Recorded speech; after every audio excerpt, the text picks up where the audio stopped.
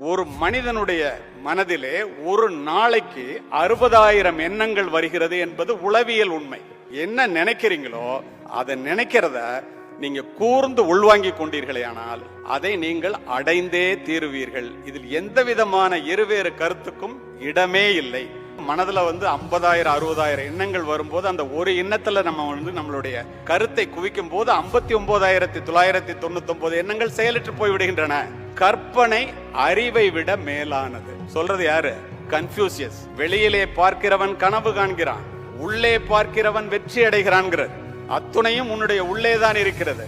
நம்ம என்ன பண்றோம்? வெற்றியை வெளியிலே தேடுகிறோம். வெற்றி நம் உள்ளேயே இருக்கிறது. வித்தியாசமாக சிந்திப்பதன் மூலமாக தன்னுடைய வாழ்க்கை பாதையை மாற்றி காட்ட முடியும் என்பதுதான் இந்த தலைமுறையினுடைய மாபெரும் சிறப்பே. எல்லோரும் செய்வதையே நீனும் செய்தால் எல்லோரையும் போலத்தான்